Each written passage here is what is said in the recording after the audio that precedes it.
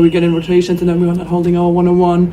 So I have the feeling it's a mix of both. Then there are fouls at the rim where we don't have to foul, and we're doing some. The rain was coming down in relentless sheets that Thursday afternoon in Indianapolis, the sort of cold, punishing downpour that normally sends people hurrying for shelter with coats pulled tight and heads bent against the wind.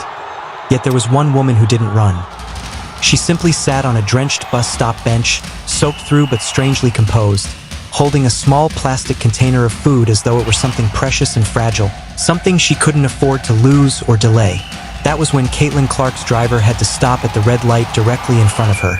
And what Caitlin did in the following 60 seconds would change not only this woman's life, but would set in motion a chain of events that no one, least of all Caitlin, could have foreseen, proving that sometimes the quietest moments of compassion create the largest, most unexpected waves. Caitlin had been exhausted, mentally and physically, after a demanding day of WNBA training. The season was merciless, the schedule tight, and all she wanted was a hot shower and the comfort of her sofa. So she sat in the back seat scrolling absently through her phone, barely aware of the blurred world outside her tinted window. But then Marcus, her usually soft-spoken driver, said something that made her look up instantly. "Miss Clark, you see that lady over there?" His tone was different, gentle, troubled, the kind that signals someone has seen something they cannot ignore. Caitlin peered through the rain-splattered glass and saw her. A black woman, perhaps in her late 50s, sitting utterly still despite the downpour, dressed in what looked like a worn housekeeping uniform, dark blue with a small name tag reading Gloria. Her hair was plastered to her head, rivulets of water running down her face and dripping from her chin. Yet she made no attempt to seek shelter. She just sat there, silently enduring the storm, methodically eating from the little plastic container on her lap. Rice, maybe leftovers from the night before. Her hands trembling, whether from cold, hunger, or sheer fatigue, Caitlin couldn't tell. But there was something in the way Gloria held her body, a quiet dignity, a kind of resilience that radiated even through the rain, and it made Caitlin's chest tighten with a sharp, unmistakable pang of concern. Sometimes you witness something so small and quiet that it slices through all the noise of your own life. This was one of those moments. "Pull over," Caitlin said suddenly, before she'd even fully processed the thought.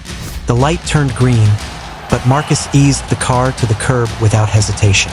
Caitlin grabbed an umbrella and stepped out into the storm, the cold slap of rain soaking her trainers within seconds.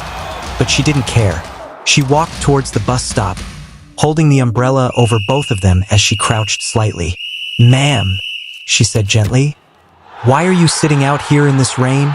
Gloria lifted her head slowly, really seeing Caitlin for the first time, then glanced down at her small meal container.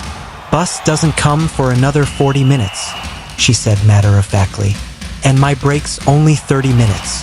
If I don't eat now, I don't eat until tonight." Caitlin felt something inside her crack open. This woman was choosing between keeping dry and having her only meal of the day. "Where do you work?" she asked softly. "Medical building across the street," Gloria replied. "I've been cleaning there 12 years now. Good job. Steady." There was unmistakable pride in her voice. "So why sit out here?" Caitlin asked. "Doesn't the building have a break room?" Gloria's eyes dropped to the ground. "It does," she said quietly. "But some of the office staff, they don't like when I sit in there. Makes them uncomfortable, they say. So I come out here instead." The words hung between them, heavy and painful, carried by the rain like an accusation. Gloria wasn't just cold and hungry. She was being pushed aside, excluded from a room she had every right to sit in simply because she swept its floors rather than worked at one of its desks. "What's your name?" Caitlin asked gently. "Gloria. Gloria Richardson." Caitlin smiled softly. "I'm Caitlin." Gloria let out a faint, warm laugh despite everything. "Oh, honey, I know who you are. My grandson, he loves watching you play. Says you've got magic in your hands." "What's his name?" "Marcus," she said proudly. "He's 10. Smart as anything but basketball obsessed. Lives with me now. Been with me since my daughter passed 3 years ago. He's the reason I keep going."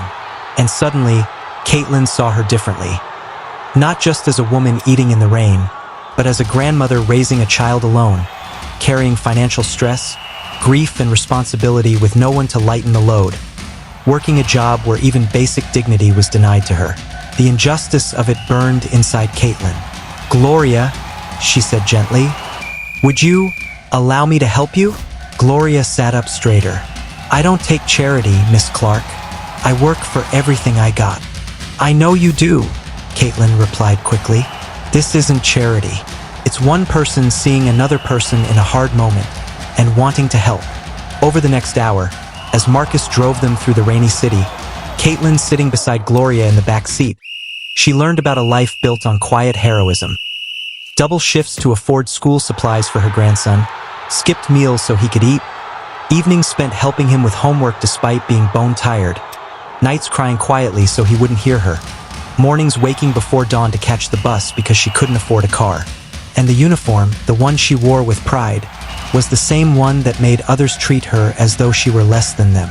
By the time Marcus pulled up outside Gloria's modest flat, Caitlin had already made a decision that would alter everything. She arranged for Gloria to receive reliable transportation through a community initiative she funded, ensured she had hot meals delivered twice a week, spoke with the medical building's management about staff conduct, and most importantly, she befriended Gloria not out of obligation but out of genuine admiration. Within months, young Marcus had joined a youth basketball program sponsored by Caitlin, excelling in school and training, while Gloria finally experienced dignity and stability she had been denied for years. And it all began with one moment at a bus stop in the rain. A reminder that the world changes not always through grand gestures, but through seeing the unseen, hearing the unheard, and choosing kindness when no— Which is actually a really good one, so I wanted to keep taking those. And then, I mean, it's the same with Reek, like, these are one of the best. The night Caitlin Clark followed Gloria and little Marcus home, even though exhaustion had blurred the older woman's eyes to the point where she could hardly see the pavement beneath her feet, marked the beginning of a transformation neither of them could have predicted, because when they reached Gloria's modest but impeccably kept flat in an aging complex, Marcus barreled through the door only to freeze mid-stride at the sight of Caitlin sitting calmly at the kitchen table, prompting him to whisper, wide-eyed, "Grandma, is that?" And Gloria, with a mix of pride and disbelief, answered, "Yes, baby, this is Miss Caitlin." At which point Marcus's face lit up like Christmas morning as he blurted, "You're like the best player ever. Can you shoot from anywhere?" To which Caitlin simply smiled and replied, "Want me to show you sometime?"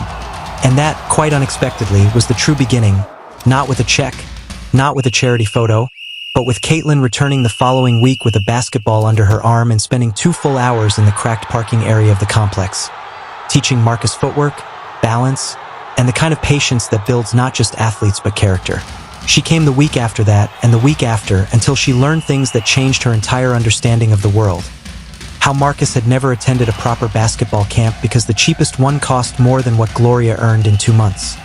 How he practiced with a ball whose lines had faded to ghosts. How his dream wasn't fame or wealth but simply to make his grandmother proud.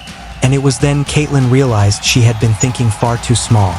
"What if," she said to her agent over coffee one Tuesday morning, "we started a foundation, not just for this family, but for every Gloria out there, every grandparent raising a second generation with courage but without resources." 3 months later, the Richardson Foundation launched, drawing a packed press conference where Caitlin insisted Gloria and Marcus sit front and center while she told their story, not as a tale of pity, but as a testament to dignity, endurance, and the unseen strength of working grandparents everywhere. The foundation provided practical support, assistance with legal issues, connections to community resources, and funding for children's educational and developmental programs, and the impact was immediate. Marcus flourished under proper training, his confidence blooming as his skills sharpened. Gloria, now working part-time as the foundation's director,